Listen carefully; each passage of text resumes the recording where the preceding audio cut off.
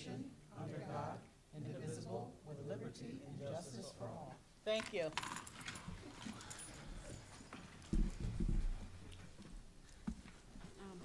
Tracy. Mark DePace, Here. Amanda Grubler, Here. Kirsten Gustafson, Here. Willette Jones, Here. Calvin Lewis, Matthew Macker, Here. Lakia Walker. Here. Thank you. Okay. I make a motion to accept the agenda as presented.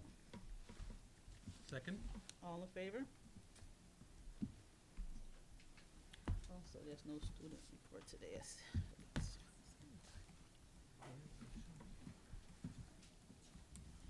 Oh, there we go. Okay, right on time.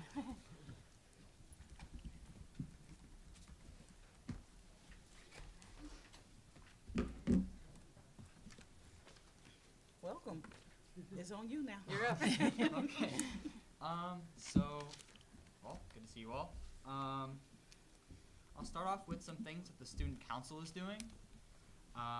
Next week we'll have our winter-themed Spirit Week, and also in the coming weeks we'll be having a cookie decorating party, which students can sign up for. We're doing 20 slots per grade for students. And then we also have our annual alumni panel, where students who graduated last year will come back and talk about their first year at college to the student council members and also the seniors. They also have to sign up to do that. Some other clubs that have some things going on. Today, Varsity Club had their blood drive, where students went and donated blood. Mock Trial just got their case from the New York State Bar Association. If anyone's curious, by the way, you can go on the New York State Bar Association and read it. It's very lengthy, about 192 pages, but it's fun, and that's what we'll be working out for the rest of the year. Yesterday, Model UN had a mini Model UN within the school. It was on North Korea and nuclear bombs, so it was a lot of fun. I wasn't there, unfortunately. Environmental Club has been invited to attend a citizen climate lobby, some of their meetings. They're a nonpartisan group that's looking to gain some youth advocates, which is kind of great. If you missed it, yesterday, boys basketball won the Battle of the Bridge again. Keith Robinson broke Hudson High's scoring record.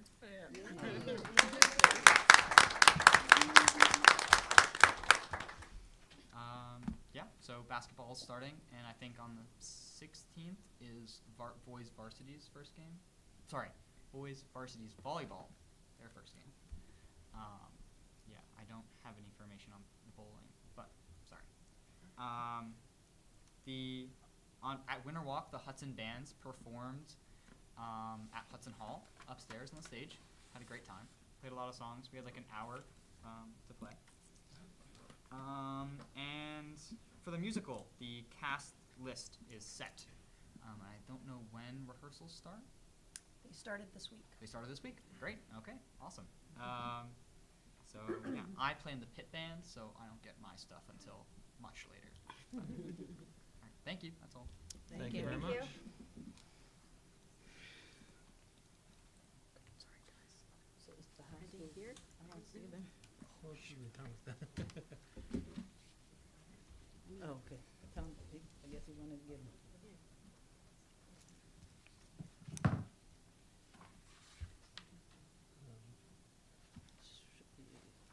Thomas is going to do a Clark Kent moment and come back with his, Yeah, right. his saxophone and play some songs with the woodwind quartet. Nice. They're not here now? Okay, so We'll flip the order. yeah, we'll switch. Yeah, we'll Dr. switch Pressey it. go first. Okay. Yeah. Dr. Pressey's on you then. All right.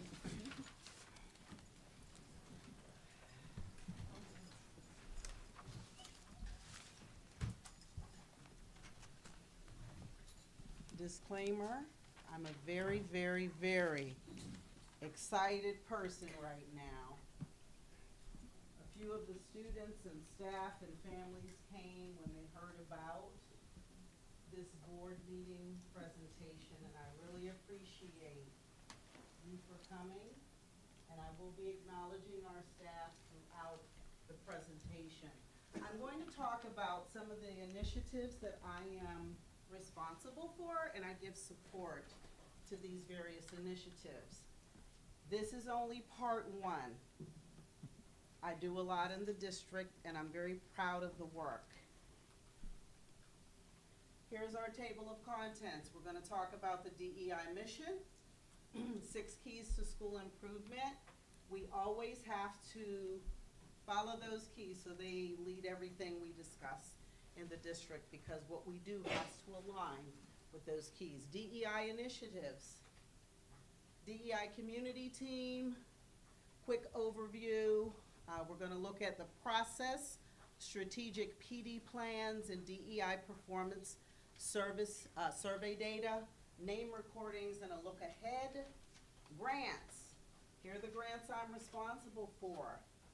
21st Century After School Program. We have a collaboration with Mental Health at Columbia Green, and the director of that wonderful program is here with us tonight, and that is our Roxanne Carpenter. So thank you for coming. Learning Enrichment After School Program supports LEAPS. We collaborated together with Joanne Alley and one other person, Pat Bianchi, and it was like a last minute thing because we just found out about it. We spent 21 hours together in several locations, and then on our own to fill out the application. And we were told we wouldn't know until June 13th, but we found out sooner that we were awarded $1.1 million, $550,000 for the elementary school and $550,000 for the junior high school for 5 years. That's $5.5 million for our after-school program. So I'm excited because that was a true labor of love. Now, I'm also going to talk about the My Brother's Keeper Fellows and the My Brother's Keeper Family and Community Engagement and Stronger Connections. I'll end up with Panorama School Improvement Survey data and a quick video. Let's roll.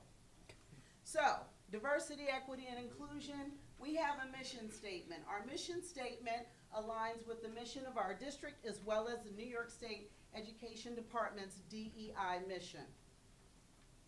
Take a second and read it.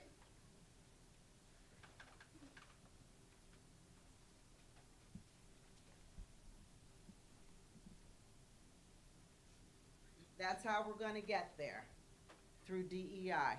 The vision is where we're going. The mission is how we're going to get there.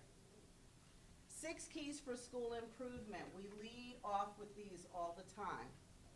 Strengthen the instructional core, improve data-driven practices, promote a positive, inclusive school environment for all stakeholders, strengthen instructional leadership capacity, tiered approach to school support and intervention, and increase monitoring and accountability. So you can tell I'm excited, but we're going to hit this hard because I'm a very data-driven leader. Everything that I do, I let the data talk to me and tell me what I need to do to support. So you're going to see data throughout my presentation. Diversity, equity, and inclusion initiatives. So the original DEI team is right here from the DEI community team that I developed during last school year. We had 12 staff from different departments and 4 administrators. Right now, 3 of the staff had to leave because of other priorities. So we still have 9, and now we have an additional administrator, so we have 5 administrators. We also have 8 community partners. So let's look at this really quickly. In order to establish a DEI community team, it takes 3 to 10 years. Why such a gap? Because it really depends on a lot of factors. You have to be able to bring people together with a common purpose to serve all students. And it takes time. We have an incredibly diverse district, which is amazing. And we are very fortunate because our team is really, really, really driven by the love for children and the passion to educate children. So we may not have to take a whole 10 years because we're making progress little by little, but it does take 3 to 10 years. Again, when you're talking about doing this work, there's a lot of PD involved. It should be job embedded so that it's meaningful. And also, we have to make sure that we're looking at those 6 keys while we're doing this great work. That last one is important. We take the time, we're patient, we respect each other, and we are motivated by our love for our students. So you already saw the PD plans from the first year.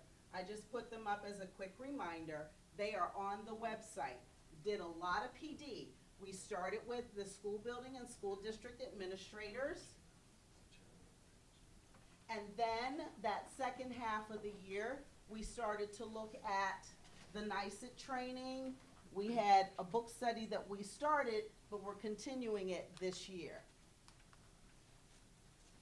Now, part of what I did in that first year is I collected data after I conducted a DEI training. So I'm gonna go over some of the results with you really quickly, and then you will see why this work is important to our district. And I have to shout her out. Teresa, thank you for compiling the data, because Teresa did this for me after I started and I had the PD. She compiled the data for me. Yes, I do shout people out, so if you get embarrassed, easy, get over it. It takes all of us to help our children. So, the blue areas strongly agree, red, agree. Look at these, that means all of this is agreement. Very few areas don't agree with this work. The objectives, preparation, materials, content, topics, it was just so incredible when I got the data back. That said to me that our staff, our teachers want to know more about DEI in this district according to the data that was collected. And there were 37 responses to that part. Then, on this section, I talked about culturally responsive education. So the culturally responsive sustaining framework. 71 responses, again, strongly agree and agree. Neutral is orange. But look at all those strongly agrees and agrees. You're looking at no less than 85% and upwards to almost 98%. So that told me that I need to do more training. And I promised the teachers that that would happen in this school year, because I had to make sure that all of the school building and school district leaders were trained first. In order for any initiative to really take a root, that means that the administrative staff have to first embrace it for themselves, and then they reinforce it with their staff. So I had to spend that time. And we had tons of training last school year. So again, more data. And you also know about the recording of the names, probably ad nauseum, but we're the first district in New York State that I know of that took a stand. We heard the voices of our children. We had meetings, and people shared at meetings that some of the students complained because they were tired of their names being mispronounced. They did not feel that they belonged. They felt alienated. They complained to parents. They complained to some of the teachers. So our district decided we're going to record every student's name from kindergarten through 12th grade, and for students who are enrolled in the future, we're going to record their names. Why? Because your name is important. It's your identity, part of it. Before you know anything about a person, what do you learn first? Their name. And if you don't pronounce the names correctly, people feel uncomfortable. So it's very important. Now, we saw these videos, so I'm not going to show them again. You can see them on the website. But it was just a quick overview. Hello there. And just wanted you to know, the New York State Education Department Commissioner's Office, I sent them a little blurb, and they are excited. They sent me an email, and I was asked to create an article that will go into their newsletter. So when that comes out, I'll let you all know so you can see our district doing something amazing to create welcoming and affirming environments for every child, starting with the correct pronunciation of their names. So now, what are we doing this year? Whew, I'm glad you asked. Starting with those 6 keys, and we're doing a book review. I'm gonna have the NYSET, New York State United Teachers, do an implicit bias training. They've already trained our buildings and ground staff and our educational aides during the superintendent conference day. And then we're gonna look a little more closely at the culturally responsive framework, looking at pedagogical practices. And that's where Dr. KT and I will be doing a lot of collaborating, because she's our executive director of teaching and learning for the district. Also, we'll have more surveys. This year, we're going to do it a little bit differently. And I'll talk to you about one of the barriers that we had when we looked at the survey data. So stick a pen there, we're gonna come back to it. Data reviews and decision making. Everyone should be using data. Data tells us a lot. Not just academic data, not just social emotional learning data, but is your process working? Is it effective? Code of conduct, we're almost there. It's going to be amazing. We're going to have more restorative practices language, and it'll be different, but I do believe that everyone will appreciate the time, energy, and effort of everyone who poured into this labor of love for our kids. What is one of our major goals this school year? Record all staff's names. Staff really expressed their appreciation for students' names being recorded, and some of the staff asked, can you do the same for us? I said, absolutely. So that'll be a first this year too. Our district is rocking and rolling. So one of the things I talked about was the book study. And there is something called the Ready for Rigor framework. The reason why this framework is really important is because it really helps set the stage for teaching using a culturally responsive lens. The 4 areas: awareness, information processing, learning partnerships, and community of learners. So when you're thinking about awareness, you're aware of your own culture and the cultures around you. So you're becoming culturally responsive, you're becoming emotionally intelligent. When you're looking at information processing, all children need to be challenged.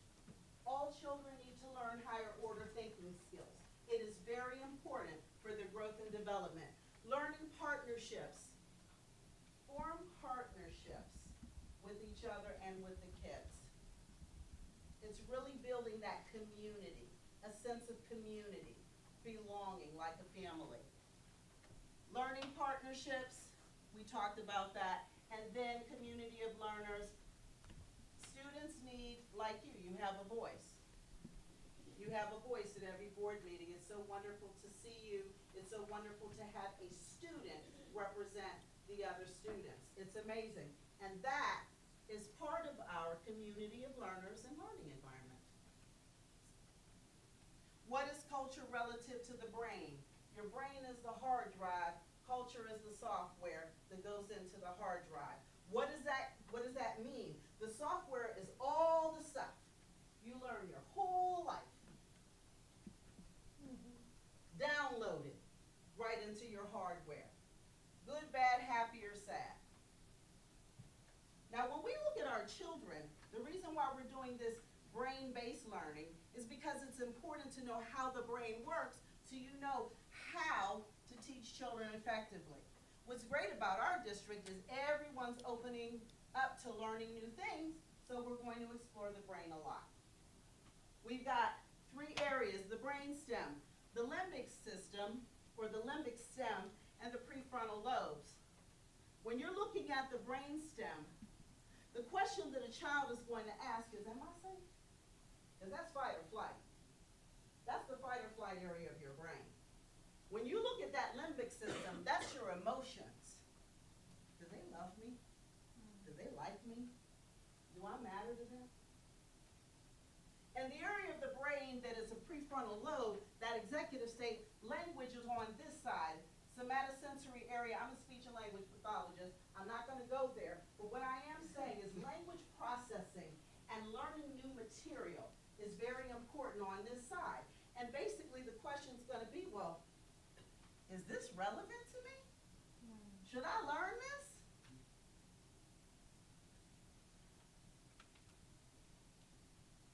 Again, there's a little more about it. So, what I did was I planned for the year. The DEI community team, I made the plan for the year. So every month they know exactly what chapter, they know exactly what areas we're going to highlight, and then I also, akin to that, made for the year list of topics that they will present at each faculty meeting, about 5 or 10 minutes. We're in it to win it. Let's go to my brother's keeper. All of my brother's keeper young men in the house, stand up. Oh, wow. That's awesome.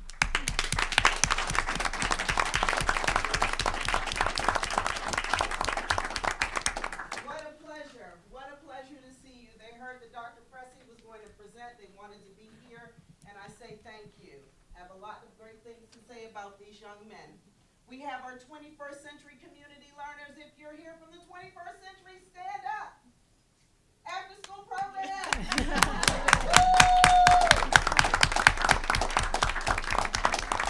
All right. So right now, while you're standing, you can give your names because there are stars on a video. One at a time. My name is Ellis Altabu. My name is Viviana Daisy. My name is Miranda Miller. I'm Avery Barrett. All right. One more hand clap.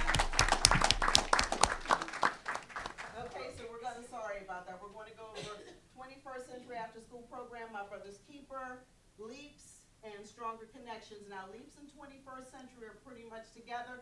My Brother's Keeper, FCEP, is Family and Community Engagement, and Fellows. Stand up again, MBK. I need you to share your names quickly. All right, starting over here. Rafael Rivera. Malachi Robinson. Malik Alert. Mamela Robinson. All right, thank you. I didn't forget about you. So, where is she? She's over there. So Joanne and I have a great partnership. We presented at the 21st Century Community Learning Centers Convention. And let me, she's adorable. She's nervous. I'll have her get up in a minute. No worries, Joanne. I don't want her to, panic. Okay, so I just want you to take a look at this. Look at all those precious children. She knows every child by name. She's heavily involved in this work. I could not do it without her. We are partners in this. Wait till you see all this good stuff. We have 245 students who are registered for our program. That is really incredible. And out of the 245, we've got 130 at the elementary school and a waiting list. You go, Joanne. 35 at the junior high and 80 at the writing center. She's not here, but I am going to shout out Gail Wheeler. She's doing an awesome job. Our goal is to take the students on an Ivy League college tour. One of the students wants Harvard. We're going to make it happen. So, students design backpacks during their summer They went to the aquarium. This is where we're spending the dollars to make sure our kids have learning enrichment activities. They went to the Bronx Zoo. They went to the New York State Museum. Many of them, for the first time, rode the train. You see that precious little lady holding on. And then they also went to see Alice in Wonderland with the Columbia County Youth Theater. They're having fun. They have their fun days with cotton candy and ice cream. Thank you to Stewart Shops for being a partner with us. They had Wacky Water Fridays, and they made s'mores in the sun. They had daily science experiments. Our superintendent, I have to shout her out. When she came to the district, one of the goals was to ensure that we had STEM. She wanted to make sure we had a good, solid STEM program where we're offering STEM activities to our students. We made that happen during the after-school program every day. Thank you, Dr. Penny. We love to read. Now listen to this. I'm going to shout out the teachers right now because we're thankful that the students went home with 4 to 7 books donated from the faculty at our schools. Thank you, teachers, for promoting literacy over the summer. That's very important. Thank you, teachers. Also, the kids went to the carousel. It was built in 1914, and they had an opportunity to go there, and they had a ball. Let's take a data walk.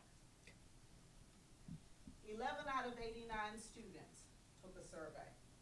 The survey was given to them through our partner, our consultant, Brockport Research Institute, known as BRE.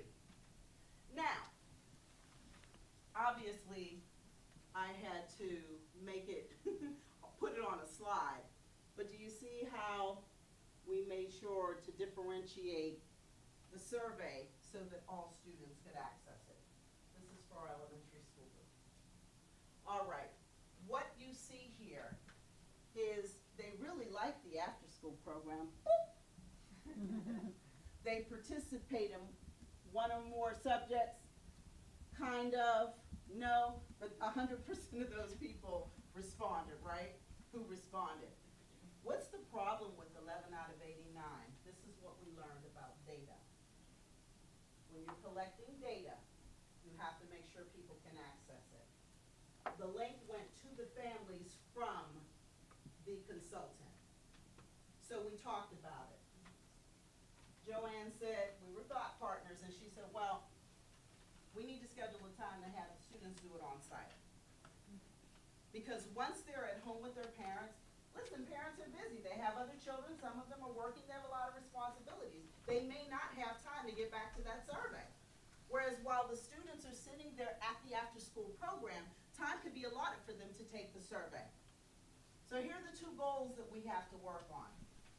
Number 1, we need to increase academic confidence of the students by 75%. The second thing we need to do is we need to increase positive behaviors by 75%.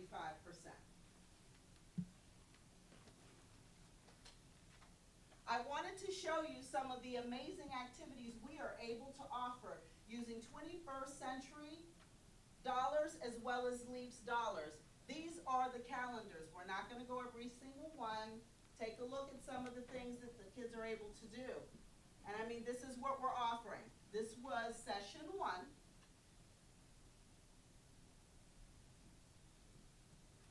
Let's take a look at session 2. These are the elementary school students. We have 2 sessions, 3:15 to 4:10, 4:15 to 5:15.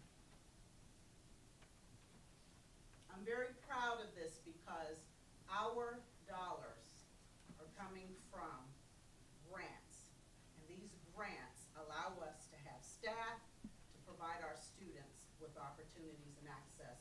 By the way, tap dance is starting in January. We're going to have, kids are going to be able to do nails, hair, absolutely. That's what they wanted. We're bringing it to them. They deserve it. for our older students, junior and senior high, I want you to take a look. We got dance, fashion, game time. We have two things that were added. There's a NASA challenge. I just met with 3 of the astronauts yesterday.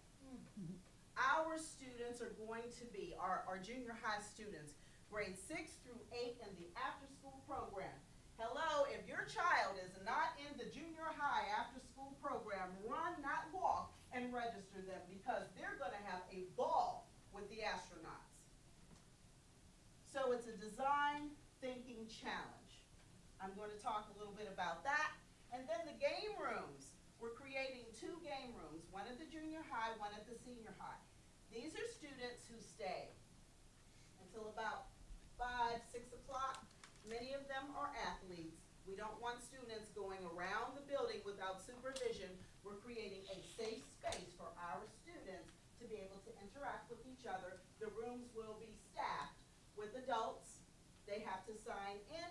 We will keep track of the attendance. When it is time to go to sports, their coach will meet them and they will go and practice. The rest of them, they will go home. We are working on ensuring that they have a meal while they're there. It's a long day. We have to take care of them. Let's take a look. NASA Challenge 2025. I am psyched. They're going to have 3 activities, main activities: build, launch, recover. They're going to take on the role of scientists, and they have a problem to solve together. That's going to be incredible. They will be virtually interacting with the astronauts. What's the limit? It could be as low as 1 or 2 children, but I want 30 children. I want 50 children. Have your children participate. This is amazing. Our district was chosen. There are only 10 districts in New York State were chosen for this opportunity. 10. We're in there with Manhattan District 5.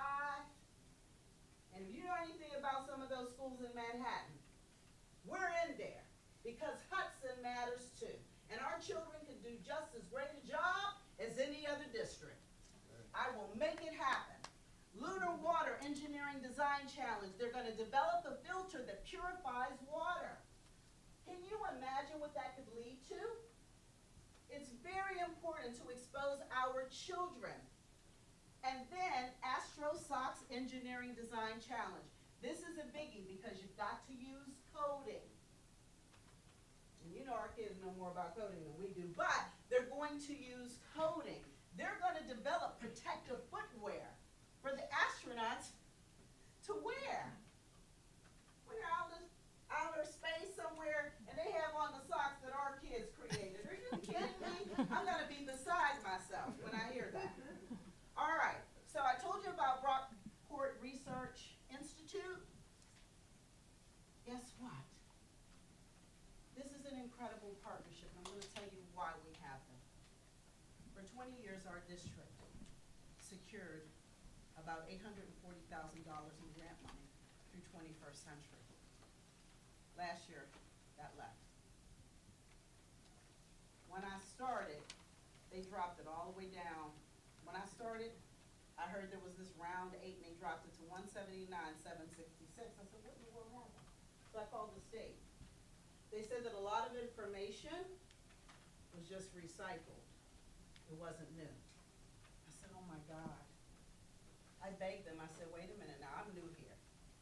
You've got to give the kids the money, like back, give it back. They were like, we have this consultant. They come in twice a year from 2:30 to 6 p.m.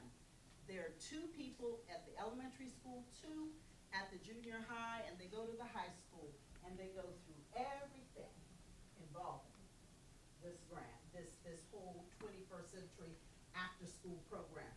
Are we meeting our goals? They talk to the children, they talk to the staff, they talk to parents. They're all in. And what they do is they generate a report. And I wanted to highlight some things. When they came on the 18th, we walked around with them. They saw all these great things happening. It wasn't a dog and pony show. This is what we do. This is our passion. You're talking kids were engaged. Look at this. Program successes. There's so many to list. I only grabbed a couple.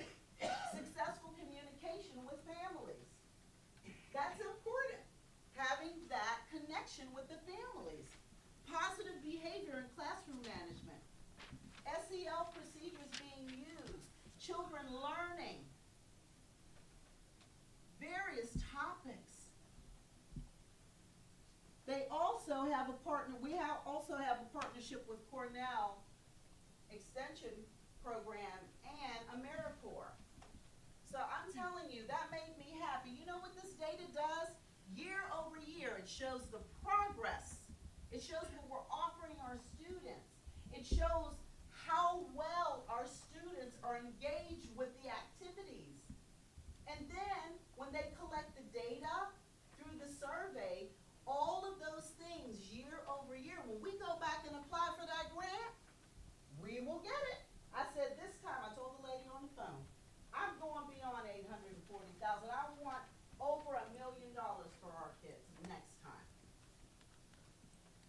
Now, this is for the older grades. There were no program struggles. There was a concern about a trip to a college or a university. One of the students said Harvard. I would like to go to Harvard. Her classmate said, yeah, I want to go to Harvard. I said, and Harvard you will go. I like after school because we get to do fun things, and I like scrapbooking and cameras. Some of our students talking about what after school means to them. I like after school program because it's fun and I love Miss Joanne. I like after school program because I like using cameras and doing scrapbooking and making rubber band bracelets. Right. And our 4 stars over there. I love ASP because of the clubs, especially Turkey I like ASP because Turkey and Snap is good and I love ASP because because all your games and activities. I like ASP because I can go hang out with my friends and do whatever I want. Right. Excellent. Well, you expressed how you felt. We appreciate it. So let's look ahead. This is the goal. As you know, students need support, families need support. So, thank God for you. We're in a collaboration to establish a mental health clinic on site in the district office. Mrs. Carpenter is in the process of hiring a certified social worker / counselor to work on site through LEAPS grant money. We're able to do it. And the person will offer counseling from 5 p.m. to 8 p.m. at least 2 to 3 days during the week. And then on Saturdays from 9 a.m. until 2 p.m. Families, don't worry about insurance. Come and receive the support you need. So when we start this, we're going to make a big announcement through our superintendent. I'm very happy about this because the data said we need more for our community, our school community. My brother's keeper.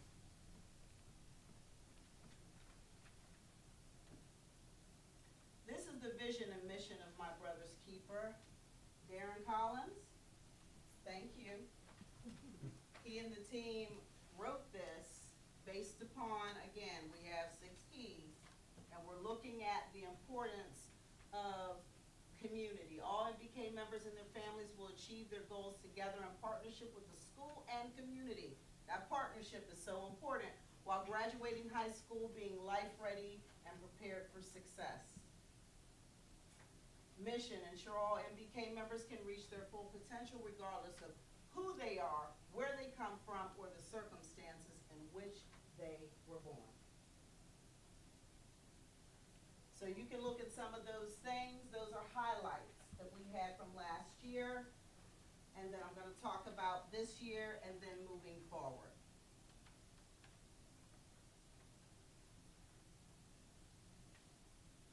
So these are two of our students. We mentioned them before, but for some of you who have no idea, that's why I put it up there. We have an amazing group of students who are part of this.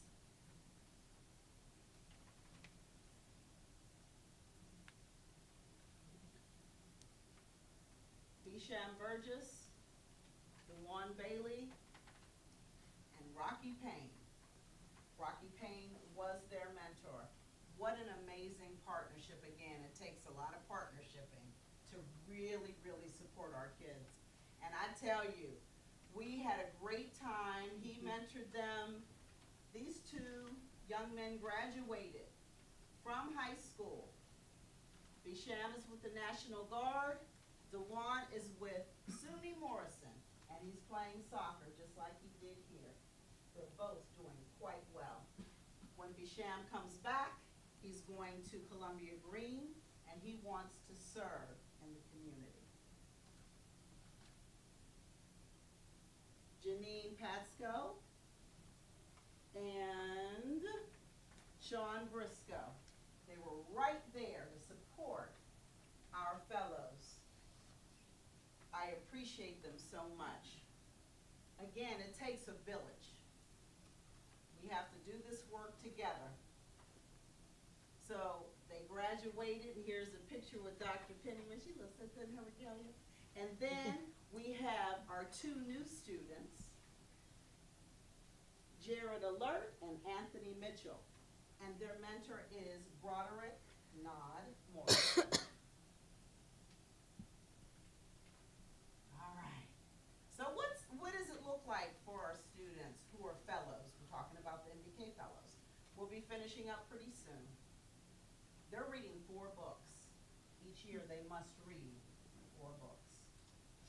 So they're reading Mad Truth, Lasting Lessons for Students of Life, Esmeralda Santiago's When I Was Puerto Rican, UOU, and Rich Dad, Poor Dad, Why.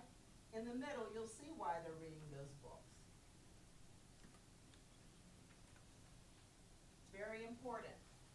We want to teach our students to have a sense of self-efficacy, to believe in themselves, to know that they are special, to know that they have something great to offer the world, a sense of responsibility and accountability and reliability.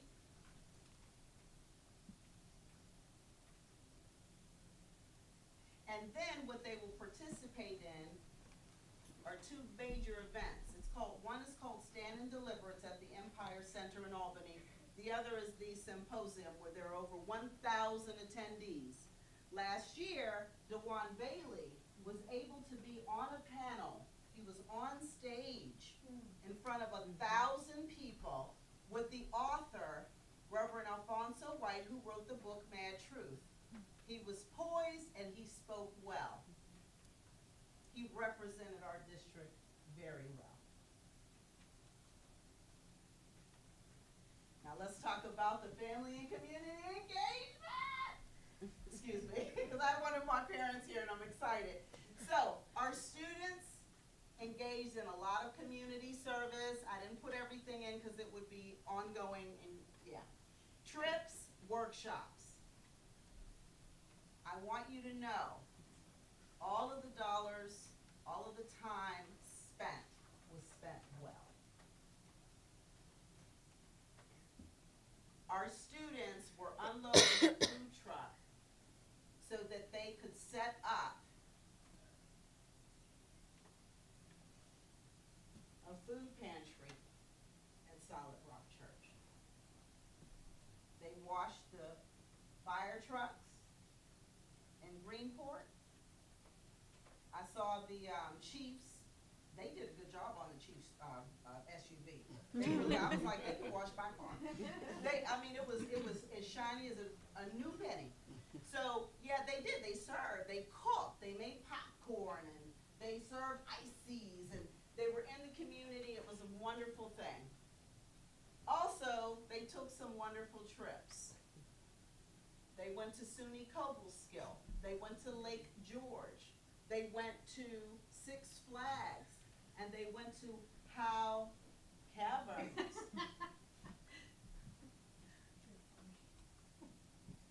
I had so much fun. I love children. Everyone knows that. If you're around me, you already know. I will celebrate them. I don't care. They deserve to be celebrated. All children. They went to Zoom Flume. Here's the big trip, Washington, D.C. We went to Washington, D.C. They went to the National Museum of African American History and Culture. What an incredible experience. Here they are with Michael Jordan's statue here. They walked the Howard University campus. I took them on a tour. We walked into classrooms, and it was just incredible. They were able to interact with other college students, freshmen. They were able to ask them questions about college. At first they were nervous, but so it was an amazing experience for the students. And you were there. Thank you and all the parents who were right there on that bus, and you hung in there. We did a whole lot of walking. We walked that campus. Everyone's legs were tired, but I wanted them to experience what it was like to be on a college campus. Here are workshops that we provided to the families. Thank you so much for coming. I know he has a game. The reason why we had these workshops is because in the original proposal, there were subject matters that needed to be addressed. So, one of those areas was greater promise, sharing resources for families impacted by incarceration, impacted by hard times, and Adolfo Lopez did a fantastic job. We also had Darren Collins. He talked to the families about why attendance matters. We also had Larry Walker. He talked about resume writing. His presentation was really good. He gave a resume that had a lot of errors in it. He showed them one that didn't have errors, one that did, and had the students circle all the errors. He went over that with them, and then he gave them an assignment to write their own. That was really good. We also had two other ones. Tracy Johnson presented on literacy is power, and she did a whole community circle thing. She had the kids up, moving. Oh, it was incredible. You talk about engaged, they were engaged. Kiana Bennett, communication with teens using a restorative lens, teaching parents how to use restorative practices when relating to their children at home. Just another way to help build relationships. And then we're going to get some feedback from MBK. What's your name? Malie, what's going on, Malie? All right, so you are part of MBK, correct? How was that? I feel like for MBK for me, it was a great learning experience. It taught me about the lesson, how you can grow as a man and how to treat people differently. I really enjoyed being a part of MBK. Wow, that is so good. So you didn't have had a chance to go to Washington, D.C.? How was that for you? I loved it a lot. It taught me how to be a better person. It was a lot of how to react to different environments. Nice. What's the best thing about Washington, D.C. you think? I think it was spending more quality time with people.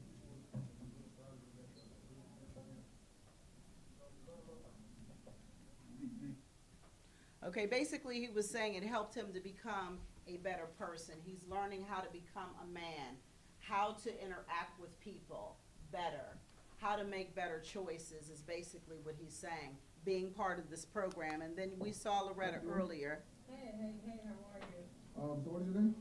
My name is Loretta Robinson. All right, so as somebody part of MBK, how has that helped him out? Well, MBK is a program called My Brother's Keeper, and that's just what they stand by. It's motivating for him. He's enjoying it, and it's just giving him the more so of the brotherhood and coming together. So he loves it.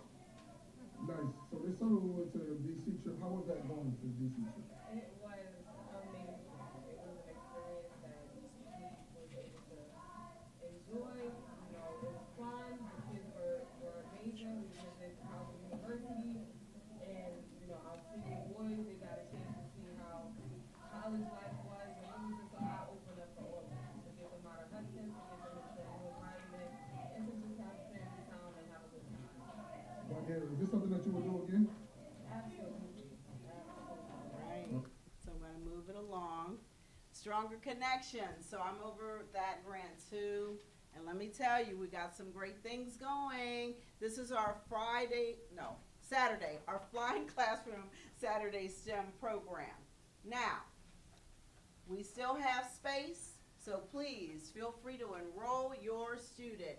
And this is for grades 6 through 12. Here is just a piece of what we're doing.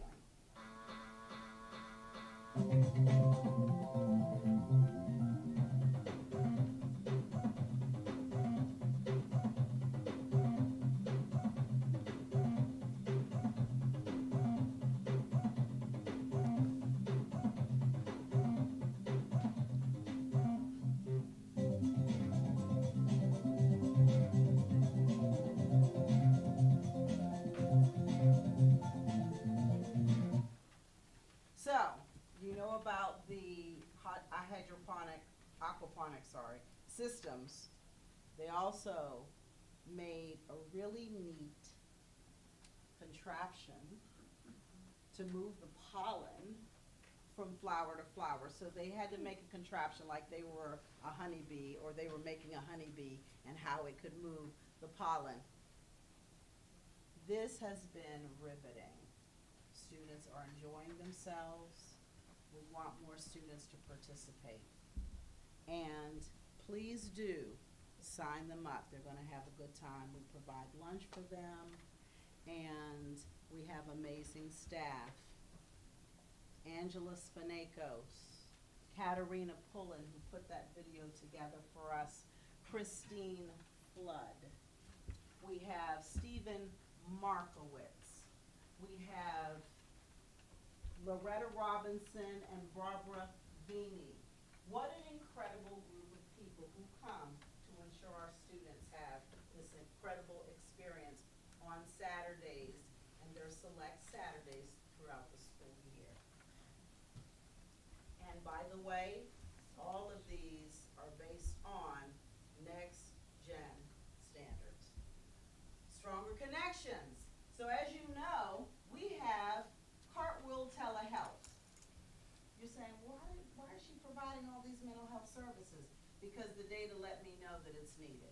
And in collaboration with our superintendent, our executive team, and many of the staff, we heard what the needs are. We have an incredible mental health team here, but they can't address everything. Their schedules are full. What's great is we're able to offer additional supports. So, we have Cartwheel Telehealth Services. They're virtual services offered after school and on weekends, not during the school day, because the children should be in classroom learning. Also, they have mental health providers on site. So far, we have 27 referrals, 26 when I did this, but we had one more student added. So, high school, we've got about 42%, referral rate 35-ish%. At the elementary school, junior high, 23%. Look at the areas, look at the top reasons for these referrals.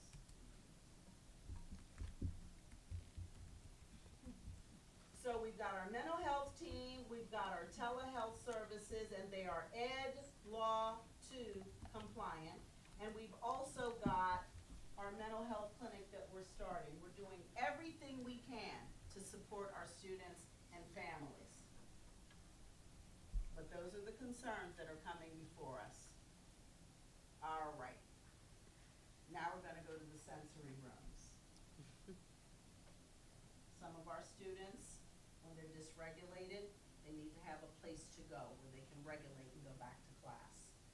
So we got together, Dr. Penniman, the executive team, Kim Carnegie worked with a vendor, and we got such great materials at great prices to ensure our students had a place to come where they can just literally regulate themselves and then go back to class. They have to sign in because we're gonna keep track of the data, how long they're in there. And then we'll, of course, have an adult staff the rooms. Here they are. This is what we'll have at the elementary school. Furnishings are still coming in. Junior high school, furnishings are still coming in. High school, furnishings are still coming in, but they're actually, they were able to unpack and set up a lot of the furnishings. Is that a place for kids to just go if they don't wanna go to class? No. It's not gonna be a hideout, a hangout. A dysregulated student will be able to go and regulate and go back to class. Data, and then we're gonna finish up. Panorama survey data. All right, let's take a look. We're gonna do a quick summary. In June, we sent out a link to the students. I'm gonna give you the disclaimer, many of the students did not complete the survey because at the same time, there was a phishing scam going on, and they were told, don't click it, you know about it. So students were coming up to me, they were like, Dr. Presley, is this legit? I'm like, yeah, it's legit, you can complete the survey.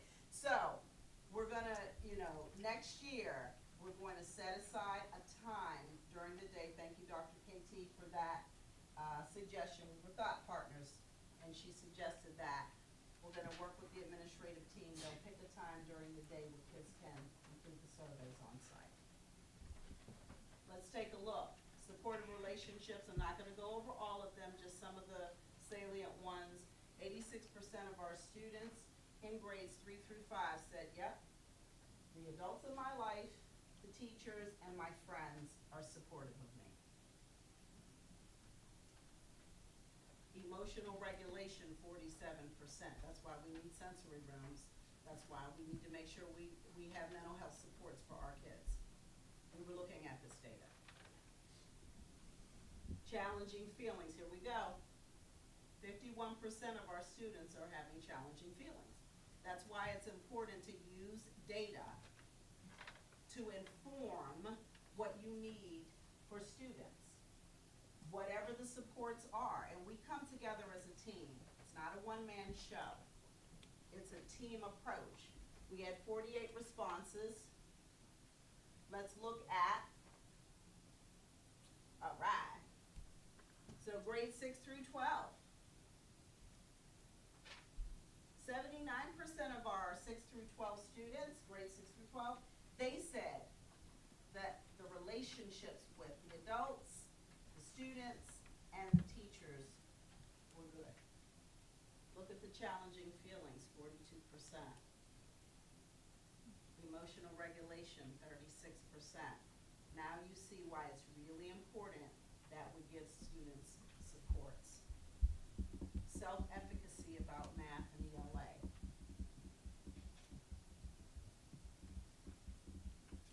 The good thing is what you're going to learn about are all the great things that we're putting in place. So each month, as a member of our team presents, they will share updates with you so you can see and hear how they're meeting those needs. We follow the data because the data tells us what our kids need. Teachers. Our teachers, we had 141 responses, so teachers were they were ready to answer that survey. Staff relationships, 58%. School climate, 41%. Teaching efficacy, 71%. Educating all students. Faculty perceptions of their readiness to fully support all learners. So 76% of our teaching staff said, yeah, I feel like I'm ready to support all learners. Feedback and coaching, perceptions of the amount of quality of feedback faculty and staff receive. That's a low number. However, there are many things that have been put into place. Dr. Courtwright Torres has put many things in place to support the teachers So we know that some of those lower numbers from June are going up. I think they've already gone up because we're getting positive feedback about those PLCs that she'll talk about at another time. So, let's look at staff. This is what the staff said. School leadership, 58%. That number, I'm sure, is going up because they're starting to see some great things happening. School climate, resources, again, we allowed the data to speak to us so that we could get the resources and things needed to support our teachers as well, not just the students, but our teachers as well. So you should be seeing lots of great things. Families, let's look at the families. 78 families responded. Now, take a look at barriers to engagement. This is a key one. Thank you all for coming. Factors that create challenges for families to interact with or become involved with their child's school. Survey takers responded to the question, how big of a problem are the following issues for becoming involved with your child's current school? 67% of the families said there are barriers. So you know what? When they found out about recording students' names, they got a lot of positive feedback. They're finding out about programs we're putting in place.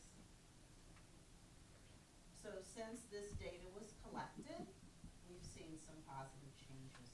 I will be sending out another survey soon, and I guarantee you you're going to see some improved numbers. But we're transparent. Our leadership is transparent. You need to know where we were, and then you're going to see where we're going, okay? This was June 2024. So we're going to end with this final thing. Please pay attention, because this is truly in my heart. As long as I have been working and serving in leadership, I've shown this video.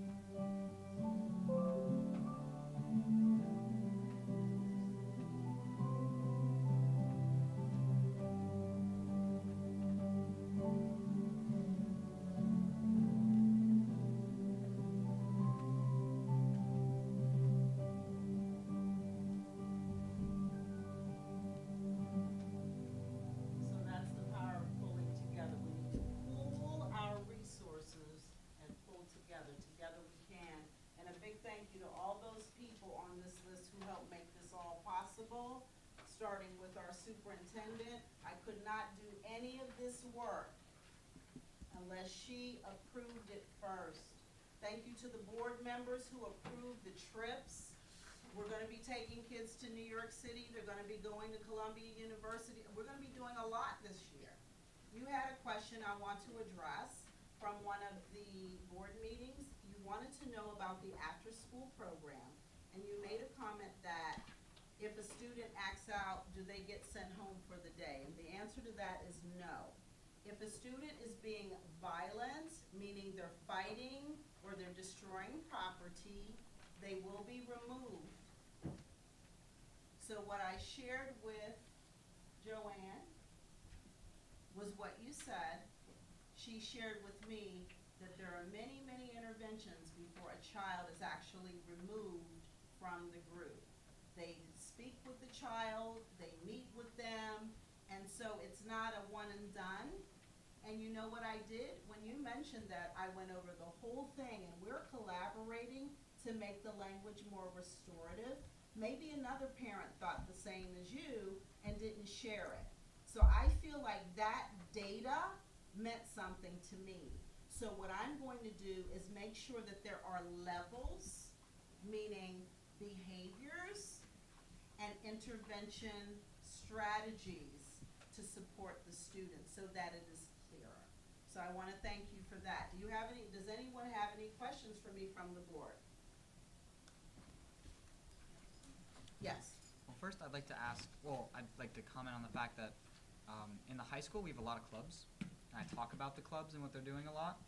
But I mean, with the board, I appreciate a presentation on each of the clubs. I mean, we are competitive clubs and we compete on a state and regional level. Yeah, so I definitely. feel like That'd be great. I sent you an email about that. We want to get you guys in here to do more of that stuff. Yeah. So let's connect about that for sure. so that was the first thing. Yeah. And the second thing, I had a question about the wait list for the elementary school after-school program. I can help you with that. Yeah, I was just wondering how that kind of works, how students get off the wait list, and if it's like a capacity issue or. It is a capacity issue as far as I need to make sure I stay in ratio, so I need staffing. I need to make sure I have extra staff. People call in sick, vacations, whatnot. So as long as I have the staff, as I hire more, I can grow the actual list of enrollment. We also have students who think in the beginning of the school year, families think they might be in there for the whole time. We do have requirements that they do have to attend daily. We understand vacations, sicknesses, stuff happens. But if they're continuously not coming, weeks at a time or miss like half the month, for just no reason, I don't just remove them. I speak to the family to find out, what the issue is. Some might say, oh, you know what, now they go to, their relatives because their other cousins are there or whatnot, and they just haven't told me. So that's how we will, that's the only way we'll remove someone. We won't remove them, oh, they didn't come, they don't come every Friday. We know things happen, especially now in the spring. We'll lose a lot of enrollment on certain days only because of softball or outside extracurricular activities, but we've had some spots open up. I have enrolled new students even since September because since August, when our registration forms get mailed out, I've had families know that we don't need that anymore, situations at home may have changed, so now they don't need the after-school program, if you will, or it might be inconvenient for them, they can't get there. We've extended our time, we're now there till 6 o'clock, staff till 6 o'clock, so that helps some families who may work a little bit out of the district and they were fighting to get there by 5:30, but now some families may not need it because their schedules have changed, their, working schedules have changed. That's the only way we'll really unroll, but, we've added some new students, and again, as we hire more people, you know someone, we can up the enrollment, and that's our goal. Our goal is just to make more, we've got a lot of new clubs, we've got drones, we've got a lot of STEM stuff happening. Cornell, Cawthorn Valley, the Fireman's Museum, we collaborate with them, so we offer a lot, but it'd be nice to be able to offer more, so that's the only thing with that. One of the other changes are that we are open school vacations. I was just gonna mention that. Yes. Except for the 1 week Christmas, the week. Yep. And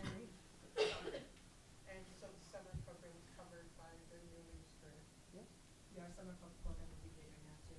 Is enrollment based off of need, or is it simply first come, first served? It's first come, first served now. We've done that in the last few years. Remember when you came, we did, every session was, way back when, we did every session. So every session, every 8 weeks, we mailed out actually, because we went to the whole school, mailed out new registration forms. When they came in, they did a lottery. And that's not good for families who, okay, you're in September through November, but you didn't get in November through January. So a couple of years ago, we went through to the whole school year. So once you're in from September through June. And summer is different because summer is a different need. But our program for summer was very successful last year. And again, as Roxanne stated, as I get the staff letting me know who's gonna work, we're gonna open up February break, Tuesday through Thursday, and then all of April break. So that'll be good. Families will be notified, and that's open not just to the current enrollment, that's open to the whole school. Thank you so much. That'll be January, the first week of January when I know who's committed to working, because I gotta stay in ratio, so, the numbers will be lower. So I think we're going for the whole school, not just, usually we just keep it just as current enrollment. We're working on that now to figure that out, but that'll be a much lower number. I'm hoping not. I can get a lot of staff to come on board, which I know they probably will, so we'll keep all families informed by the first week of January notification. Thank you. Thank you. Thank you for the question, great question. All right, thank you all.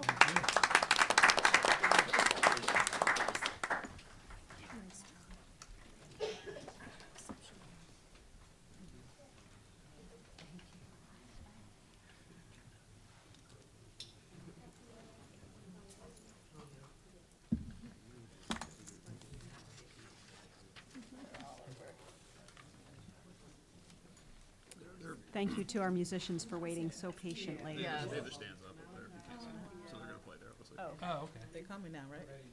come Oh, you can play over there? on, I'm sorry. They come. Oh, They go. Oh, good.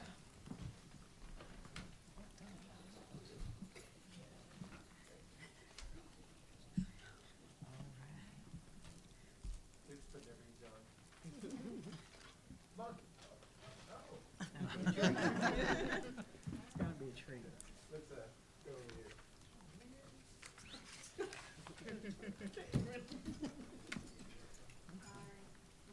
Now it's a solo.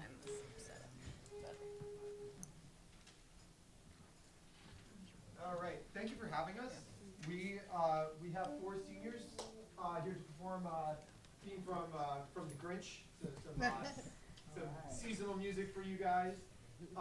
We have Kiara Rivera playing clarinet, Anthony Garcia on the tenor saxophone, Anthony Florio on the baritone saxophone, and I think you all know Thomas Orbinsky playing, not the soprano right now, the alto saxophone. Also want to mention, last year, Thomas got 100 on his level 6 all-state NISMA solo, which earned him an alternate spot in the conference all-state. Conference all-state has what, 8 alto saxophones? So that puts him up in like the top like 1-2% of saxophone players in the state.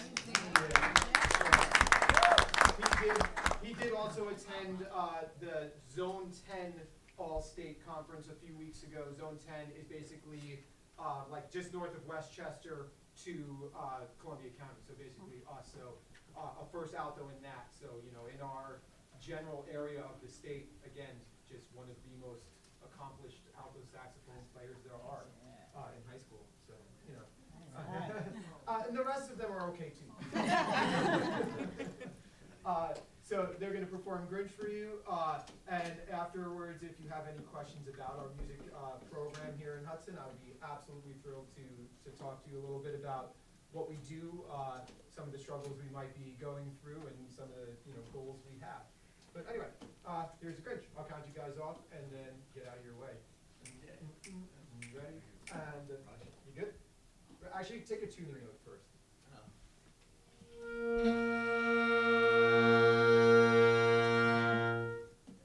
Close enough. There you go.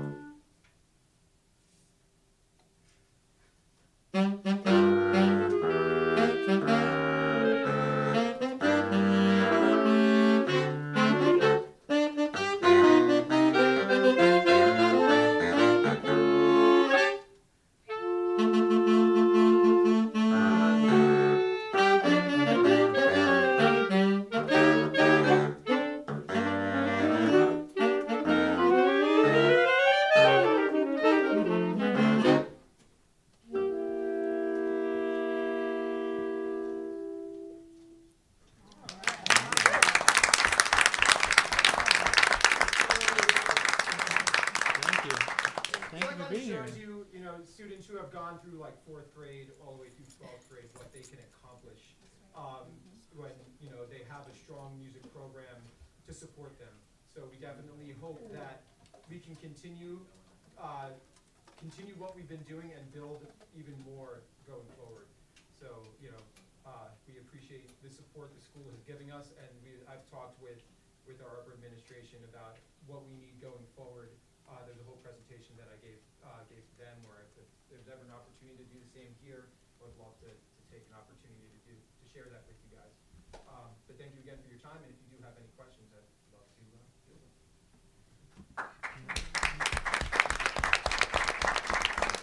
Thank you.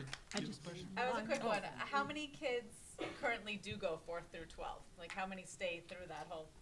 That is a complicated answer. Okay. So right now, in our band, we have, in the high school, about 75 participating in Amazing. band. But when you ask that question, the reality is how many kids are able to stick with it because Yep. of scheduling. Scheduling really hurts our program. Got it. And I've talked with our upper administration about that, and, you know, I'm hoping that we're, you know, on the path to fixing a lot of that problem. But like, to give you an idea, in the high school this year, 42% of the course requests for music were not able to be filled. Wow. So how many do go through and how many want to go through is a different answer. Awesome. Thank you. That's Yeah. helpful. Yeah, I mean, I know at the younger grades, it's impressive how many kids are there, and Yeah. so if we're losing them, then we should. Yeah, it gets whittled down.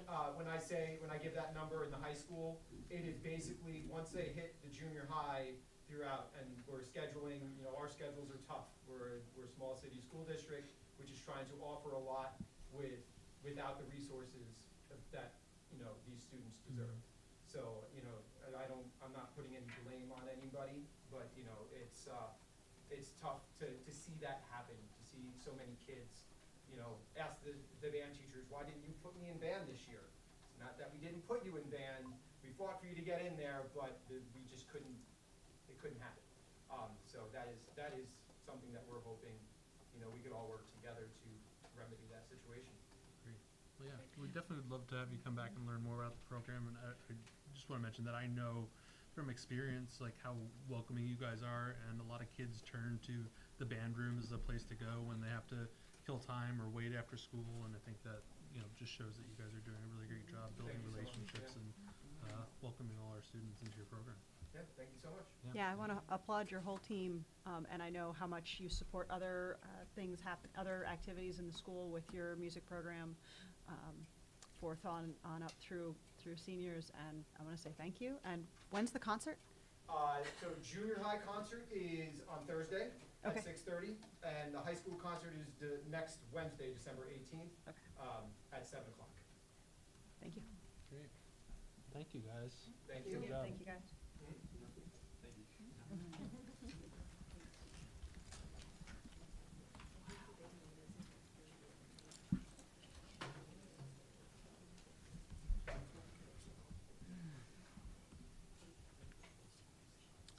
Okay.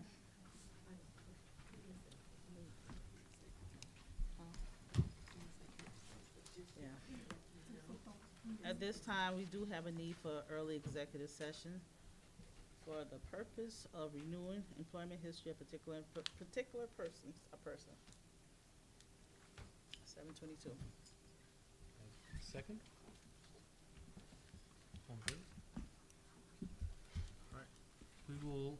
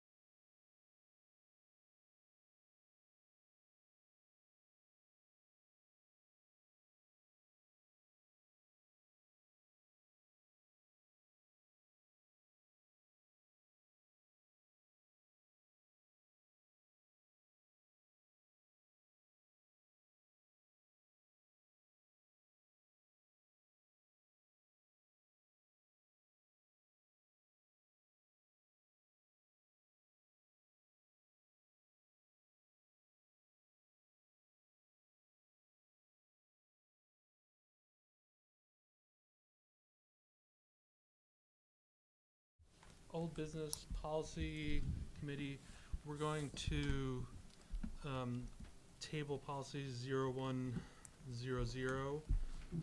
for the moment and discuss at our next policy meeting. And then Matt, you had a question on policy 110110. Yeah, I guess I was just, let me just look at it real quick. Yeah, I was expecting workplace harassment complaints reported to HR as opposed to DEI manager. So I'm just wondering. Well, that's because when I wrote that, we didn't have, Right. we didn't have. And I was HR. wondering if that was the answer. So Yeah, so I can Like, got certainly it. make that change. Okay. So we'll send that one and Okay. the regulation back, Okay. which would be 0111.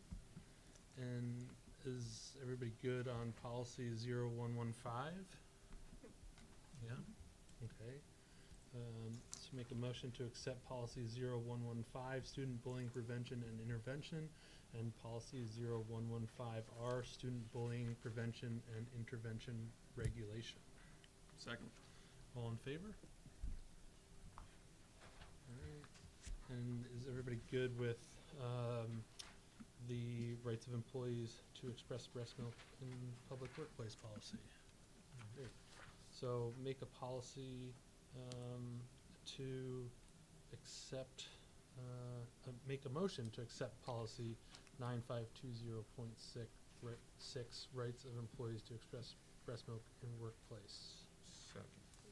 All in favor? Great.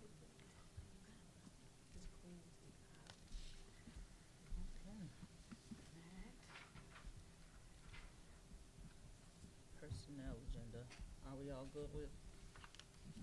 Yeah. Yep. I'd like to make a motion to set personnel items, agenda items A, numbers 1 through 7, and items B, numbers 1 to 4. Second. All in favor? Okay.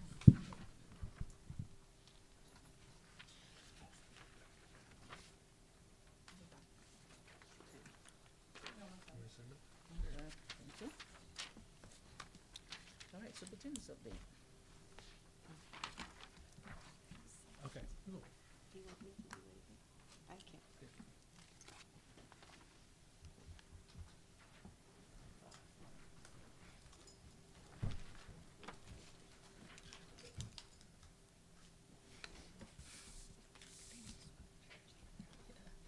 Good evening, everyone.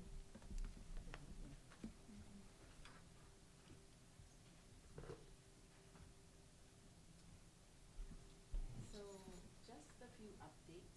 On Tuesday, December 31st, I met with Hudson's mayor to discuss how he can partner with us on chronic absenteeism collaborative. So we elaborated on how the mayor's office could support us with this, and the 6 keys to school improvement, and then how we can collaborate even more with the youth center in the future, and how he can support the district with our academic data and to help improve instruction. The mayor really wants to collaborate with us, and as you can see from presentations earlier and continued presentations, it's important that we partner with the community in order to support our students and staff. Our November newsletter, so basically, it's coming, just stay informed about what's happening in our schools, read the latest edition, of our district newsletter, and it's available on our website. So we're about to, release our December newsletter, sometime next week or before we leave for the break, it'll be out. But please continue to read our newsletter, they're a wealth of information, it kind of just tells about what's happening, throughout our school district. The Literacy Committee, they've been working on improving reading comprehension. As you can see, they met recently, led by Dr. Coray Torres, teachers from different grade levels, the administrators, the literacy coaches, etc. We're focusing on how teachers writing skills across all grade levels. And then for the next few months, the committee will conduct needs assessment by looking at student work samples from each grade level to better understand the current needs of the students and to make informed decisions. We'll have our Flying Classroom celebration on December 13th. On December 23rd, 21st, sorry, please RSVP by the 13th of December. And it's a great way to come and see what Dr. Cressy presented earlier on. You'll see it in action and celebrations. We want parents to come and help us to celebrate, and any community member that would like to join us.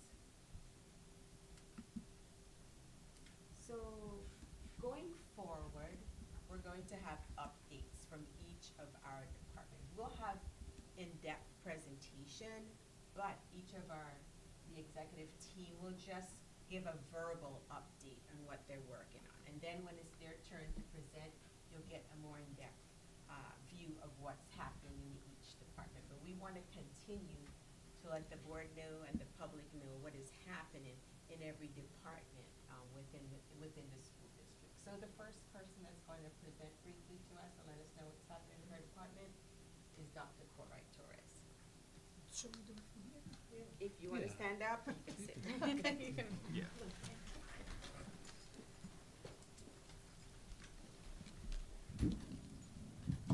Good evening, everyone. So in the Department of Teaching and Learning, we have been very busy, as you can all imagine. So we are getting ready for tomorrow. We have a half day for our secondary schools, and our teachers will be involved in PD. And the topics for the sessions will be Achieve 3000. They will also be meeting with Rubicon Atlas coaches. And they will also be introduced to the coaching model. So because we do have two coaches, internal coaches in our school district. And so they will be working with the teachers throughout the year to give them support in the classroom. We also have been really busy with our PLCs. They're going really well, our professional learning communities. And I have one comment to make regarding a story that was shared with me about a positive thing that happened with PLCs. And the fourth grade PLC, in the literacy committee meeting that we had, said that they have been so valuable because they realized that the standards that they were teaching were not aligned to the state assessment. That work happened during PLC time. And so the teachers were able to adjust the curriculum in order to meet the needs of students and be able to address those standards. They all follow what is called the Data Wise Throughline Agenda Protocol. It is a book designed by the Harvard Institute, and in there they have what they call Throughline, which is we really dig deeper into what is the issue that students are having with learning. How do we respond when they're not learning, and how do we make sure that all of them, all of the students have the same access to rigorous work, and that we are supporting our students. So all of that work happens in the PLCs. As Dr. Pennyman shared, we will have on December 21st a Flying Classroom celebration. I'm looking forward to that. And I'm also inviting the community and also any parent who is interested in finding out about funding opportunities for our district, specifically our ESSA funds, our title grants monies, and how do we utilize that money in our district. That will be happening on December 21st, like I said, and you're all invited to come as well. Just RSVP because we want to see how many people are coming. We also have, in addition to the literacy committee, we have a PD committee. And this committee informs our decision-making process as, with respect to professional learning for our teachers. So it is a representative sample of the district. We have department chairs that come in and grade level team leaders, and we get together and we talk about our professional learning plan for the district. As you can imagine, all of our professional learning plan decisions are aligned to the 6 keys for school improvement. We also recognize that there are different levels of professional learning that should happen, and it should be differentiated. Just like we differentiate instruction for students, we should also differentiate professional learning for teachers. Some teachers learn best by having a workshop model. Some learn best by being just on a one-to-one with somebody. So we take all of that into account. We're also, as Dr. Pennyman mentioned, we're having the literacy committee look at how is writing being taught across the district. This is important to us because the data shows that our students are struggling with writing. So what do we want to do in order to create coherence across K-12? How do we teach writing? How do students organize their thoughts and ideas to make a coherent writing essay or paragraph wherever level they're at? So we're going to be looking at actual current work samples, all the way from kindergarten to 12th grade, and see the progression, right? How our students are writing, and see if there are any gaps in our instruction. And that will let us know what we need to focus on. I'm also working in the Division of Teaching and Learning. We're also working on making sure that we report in the comprehensive L education plan all of the goals of our Ls and how are we meeting the needs of our Ls. So that's a compliance thing where NYSED requires us to upload that document every year, but it also serves us as a plan for us to ensure that we're meeting the needs of our Ls. We are conducting observations. Principals are busy doing that work, and so are district administrators who are licensed and have the training to conduct observations. And we are also conducting walkthroughs into classrooms to collect data. So what do we do when those walkthroughs happen? So what we do is we'll collect data. Let's say the teacher is teaching a lesson and she's talking about the learning objective of the lesson. So we jot that down. And so what we want to see is how many classrooms, right, from K to 12, what patterns and trends do we see when we observe teachers teaching in their classrooms? Are we seeing manipulatives? Are we not seeing manipulatives? Those patterns and trends that will inform us about decisions that we need to make regarding professional learning opportunities for teachers. And then, you know, we also work on making sure that all of the other things are happening as well. There's a simulation assessment that is going to take place in January. You might have heard something from your principals. That will be at the elementary school and at the junior high school.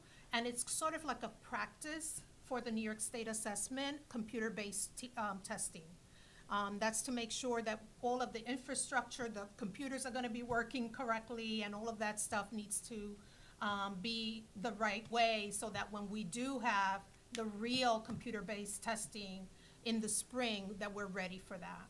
It also exposes the students to the format of the test. Some students are not, you know, well-versed in that yet, so it will expose them to that format. That's about it, unless anyone has any questions. Yes? Actually, I have 2 questions. For the PLC meetings, is it just like curriculum support, or do you do student support with discuss specific students and possible interventions that are having a hard time? That's my first question. Yes. And then the second one is regarding PLCs again, are they broken up by what makes up the committee? Is it just by grade level, or is it by subject, or Right. So it depends on the school, right? So at the elementary school, there are by grade levels. And the teachers meet twice a month, and it's facilitated by an assistant principal or the principal. And because it's year 1, we want them to see how it is done, with the hopes that in the future, these conversations will be led by the grade level team leaders. Teachers can have conversations about how our students are performing within their class with an assignment. Maybe there's a unit that they're struggling with. Do they speak about particular students and the problems that they're having, no. That conversation takes place at an MTSS meeting. Okay, at a PLC meeting, teachers identify a problem of practice. So they put the onus on themselves. What is it that we could do to ensure that students are progressing at the level that they should be progressing? How do we respond to student needs? How do we respond to them meeting a particular standard? Are we reteaching that particular topic? Are we using a different method? Those decisions and conversations happen during that time. Okay, you're welcome. How do the PLCs happen in the junior high then? Or in So high at the school? junior high school and high school, they happen after school, from 2:45 to 3:15, 3:30, and they're led by the principals. And at the high school, they're doing it by grade level. Gotcha. So 9th, 10th, 11, and 12. They meet by grade level. And those recently started, we had some scheduling issues. And as you can tell that the scheduling is an issue for us, but we are looking into how to modify that schedule so it better suits our needs in terms of having teachers have that common planning time that they can sit down and talk about groups of kids and what problems of practice exist. Gotcha. Yeah, it seems, so my son just went from 6th grade to 7th grade, and that's when they switch from the grade level chairs to subject level chairs, Yes. and it seems like they lose some cohesion in terms of their communication and the way that parents receive information, and so maybe it can make up for Yeah, they go some from, of that. yes, from grade level teams, they go to department Yeah. heads. And so, yes, that actually happens at the secondary level, grades 6 through all the way to 12. Yeah. Which grades are doing state testing computer-based versus paper-based this year? So they have to do computer-based testing, all students in grades 3 to 8. Now, the simulation doesn't have to be all grade levels, and it doesn't have to be all subject areas. The principal can decide, okay, let's just practice with this particular subject area, let's do this grade level. For ELA, let's do this other grade level for math. Now, students receive all of their accommodations. If they have IEPs, they receive extended time. If the print needs to be larger, the computer will have to adjust that. They have that as well. Great, thank you so much. You're welcome. Okay, next we have Ms. Brooks. Good evening. Okay. My update will sound a little bit different, coming from HR. It will be very repetitive as I go because there are a numerous amount of things that were conducted during our needs assessment with Ms. Culligan that, once you start peeling back the onion peels, there's a lot more that has to kind of get done, and this process and protocol that got to be put in place, not by me, but with stakeholders that kind of have an input on what happens in the building, hiring, and processes of those. But just to kind of give you a gist of what's happening, I do meet with Ms. Culligan in person for a mentor meeting regularly. We are in contact by phone, by video, and in person to kind of go over what are the tasks, what are the goals, where we're at, and she supports me from afar as well as here with databases and spreadsheets as well. So what I've been doing is developing and releasing postings for vacancies and grant proposals. That is a ongoing basis. I don't know if you know, but there's a serious decline in teachers and universities that's coming out with teaching degrees, and we are trying to put together retainment and understanding why people are going. So the next event will be like exit interviews and things of that sort, so that we can kind of put in place some things that we can kind of know ahead of time moving forward. I completed a needs assessment with Ms. Miss Cheryl.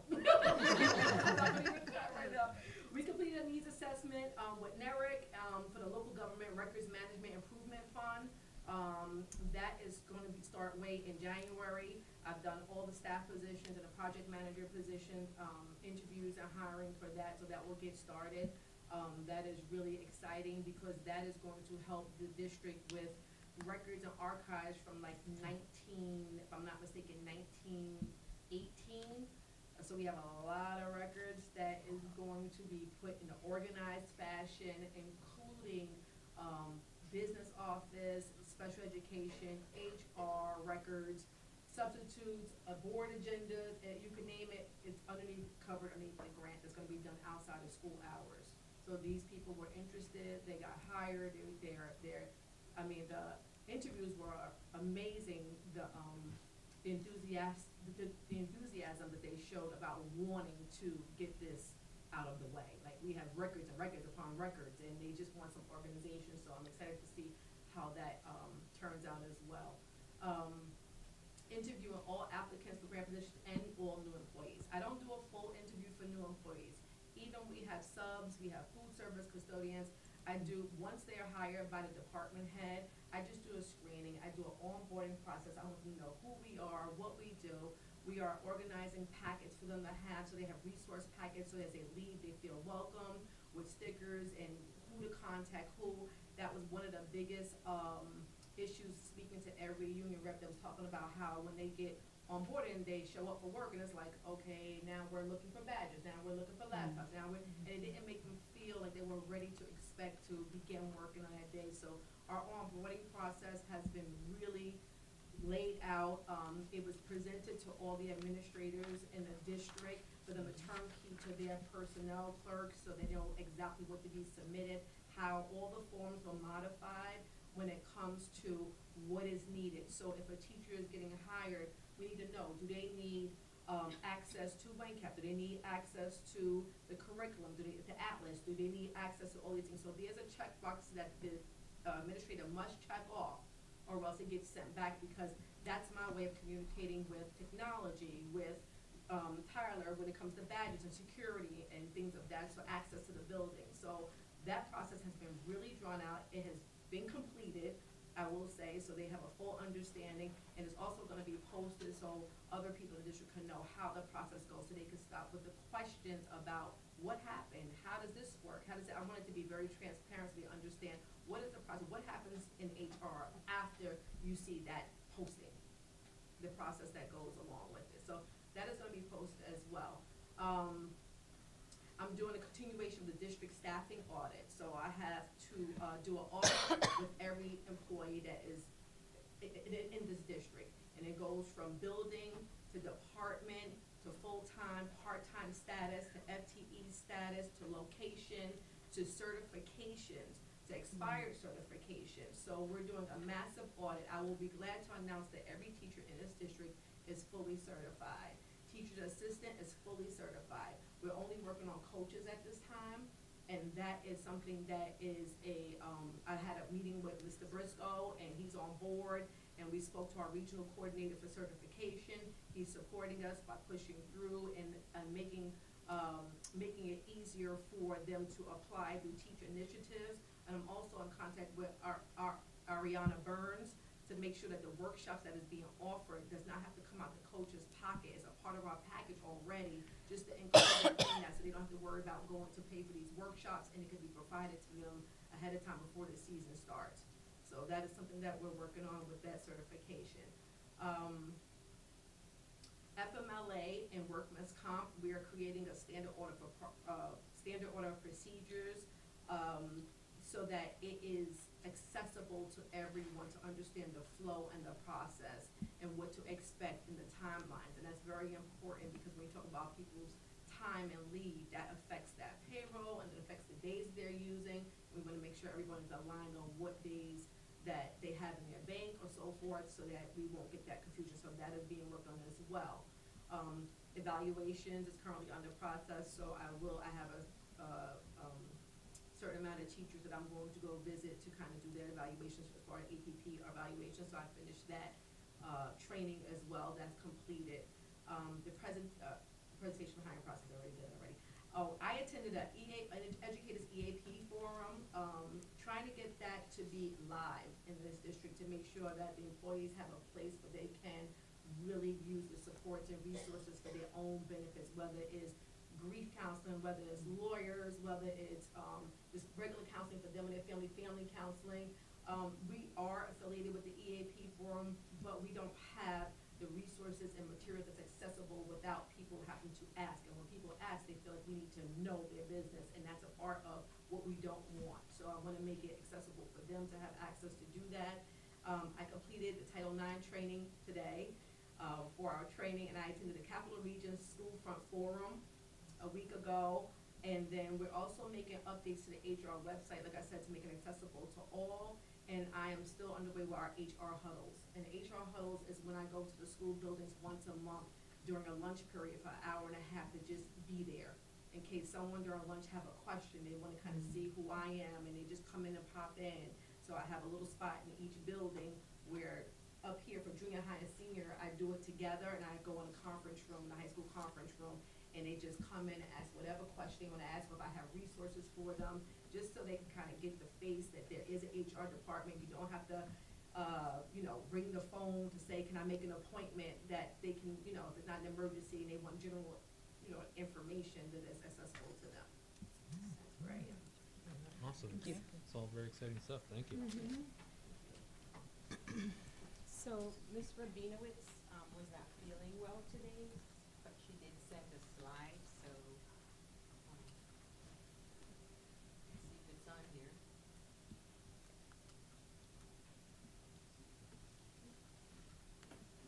I don't see this.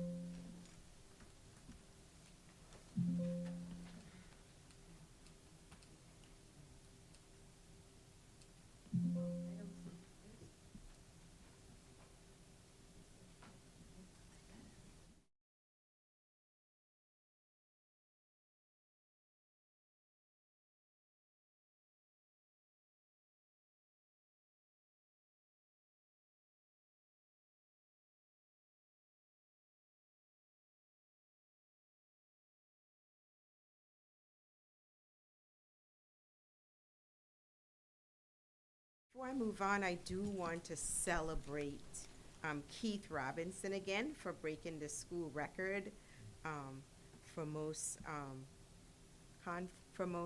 conference points, or for most career points. For most career points. We're really proud of him, and we have to celebrate our students' talent, so that's really important.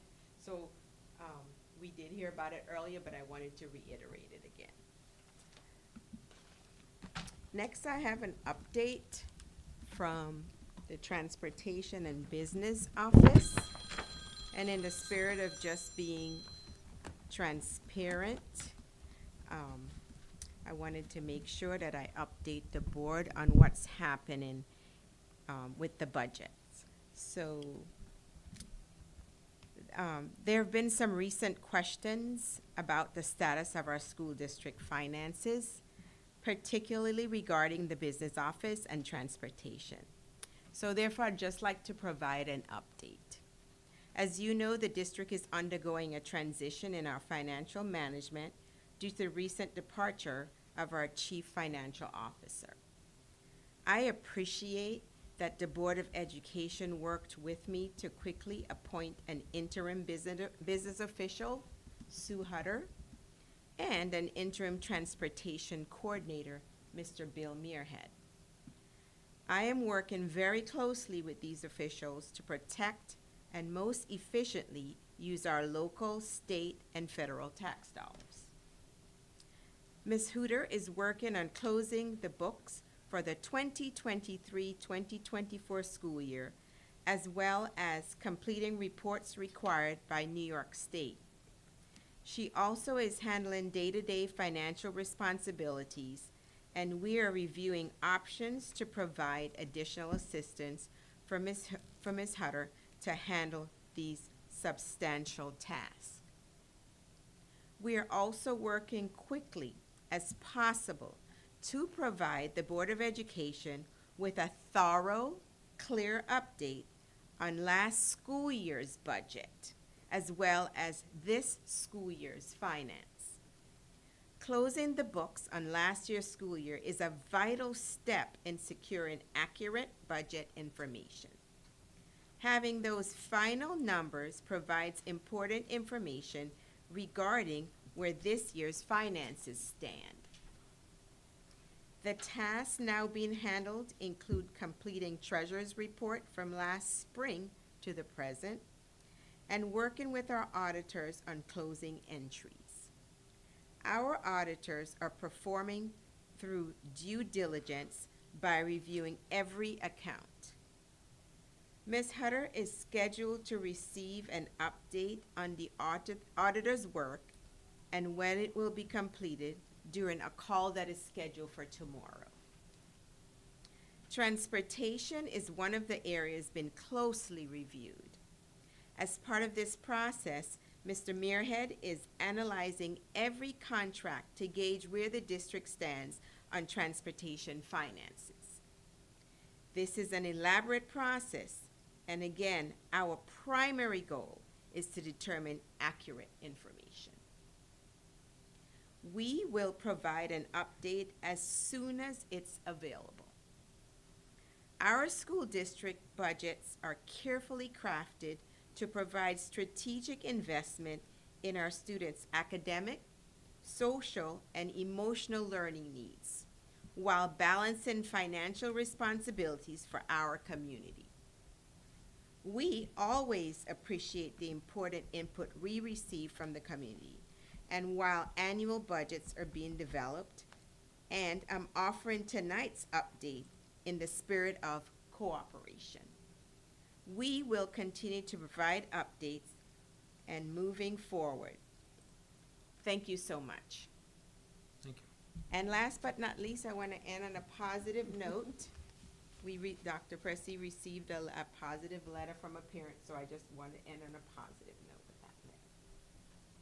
Dear members of the Board of Education, I'm writing to express my wholehearted support for the Hudson City School District After School ASP program. As a parent of 3 children who have been part of the program since kindergarten, I have witnessed firsthand the incredible impact it has had on my family.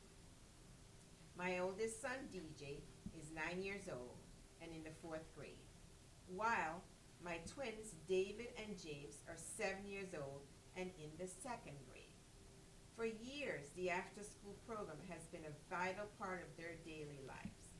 It has provided them not only with a safe and supportive environment, but also with enriching activities that keep them excited about learning.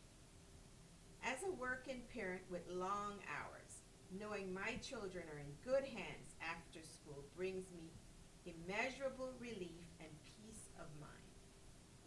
The staff at the ASP program have become like family to us.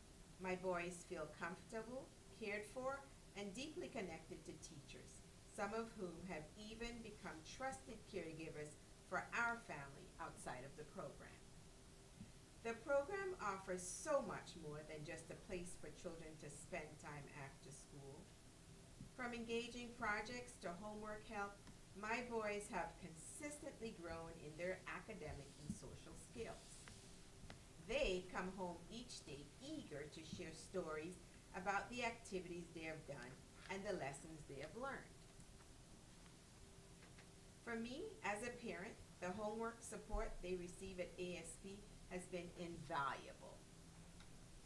It allows me to spend meaningful quality time with my children in the evenings, knowing that their academic needs have been met. The benefits of high-quality after-school programs like ASP extend far beyond the individual families. Research consistently shows that children who participate in structured, enriching after-school programs perform better academically, they develop stronger social-emotional skills, and are more likely to succeed in their future careers. These programs are especially critical when introduced at a young age, as they lay a foundation for lifelong learning and success.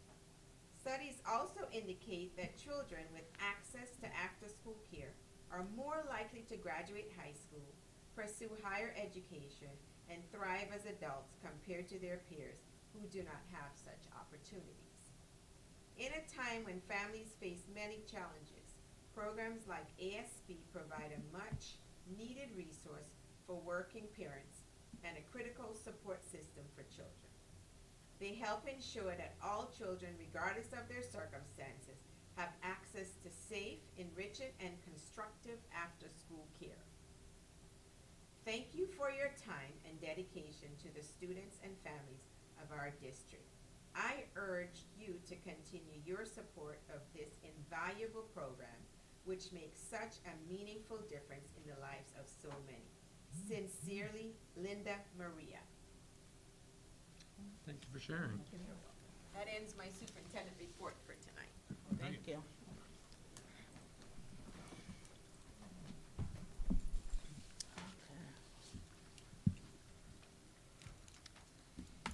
I would like to make a motion to approve consistent agenda items A through L. Second. All in favor? Tracy?